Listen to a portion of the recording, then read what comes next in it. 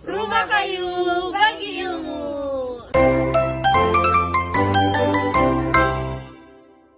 Halo friends, kalian masih sering menemukan sampah dedaunan yang dibakar? Itu tuh nggak baik loh. Sini aku kasih tahu bagaimana cara mengolahnya agar lebih bermanfaat.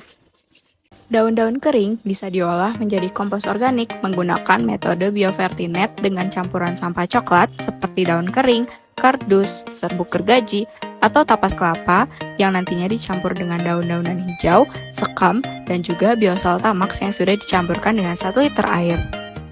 Pembuatan biovertinet memerlukan waktu 18 hari atau kurang. Proses pembuatan kompos ini didasari oleh pembuatan kompos oleh Univ Berkeley, California, tetapi khusus digunakan di lahan yang terbatas. Biovertinet itu apa sih, Kang? Biovertinet itu adalah metode pembuatan pupuk kompos padat yang disusun secara vertikal kayak gini menggunakan jaring-jaring yang terbuat dari kawat. Lapisan pertama diisi dengan sampah coklat seperti daun kering, tapas kelapa, dan kardus. Kemudian lapisan kedua dengan sampah hijau seperti dedaunan hijau, kulit pisang, dan rumput. Dan lapisan ketiga diisi dengan bioaktivator seperti kotoran hewan, rumen, dan kasgot. Dengan perbandingan 9:6:3, 3 lapisan ini nantinya dicampur dengan cairan biosaltamax.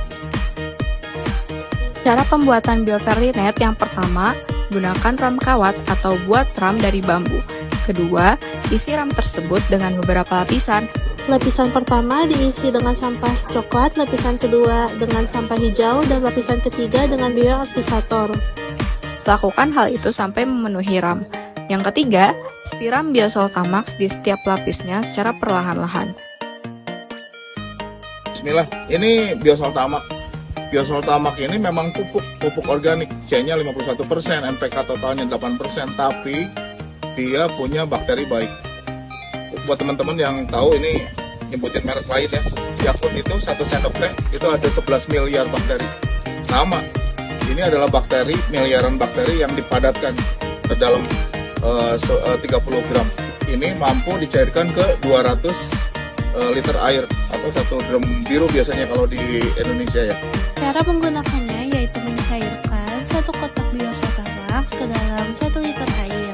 Dan ambil 5 cc biosaltamax dengan campuran 1 liter air bersih. Nah, ketika dihancurkan gini, si bakterinya itu ini terbangun. Jadi bakterinya itu bisa ditidurkan, konsorsium bakterinya bisa ditidurkan. Ada 6 bakteri super, ada bakteri 6 bakterinya itu semua bakteri dekomposer, tapi bakteri dekomposer plus bakteri pembuat fitohormon. Ini harus sampai hancur.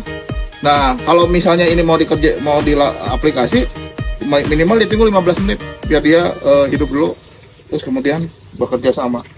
Nah, biasanya kalau saya ditaruh dulu di botol bekas.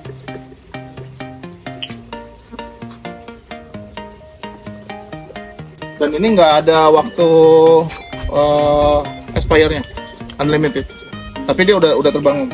Keempat, tutup ram dengan terpal atau plastik. Dan yang kelima, pada hari keempat, aduklah semua sampah tersebut dan kembali masukkan ke dalam ram.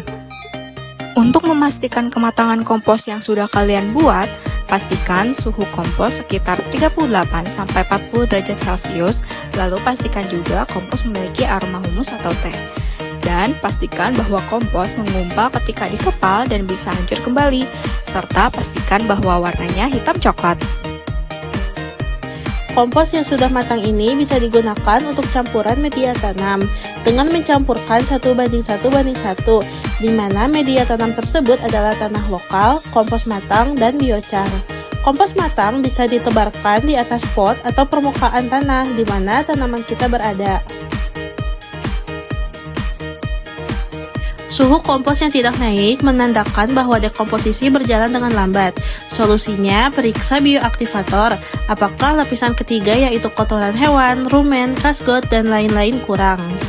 Sarannya yaitu ditambah lagi dengan bioaktivator dan dibantu dengan menyemprotkan biosaltamax. Masalah lainnya seperti kompos yang basah, nyemek, dan berbau menyengat berlebihan dapat diatasi dengan memeriksa lapisan 1 atau sampah coklat. Kita juga bisa menambahkan sampah coklat dengan rasio yang tinggi seperti serbuk gergaji bila perlu. Nah, sekarang kalian bisa menghasilkan pupuk organik dari sampah-sampah dedaunan. Bagaimana? Mudah kan?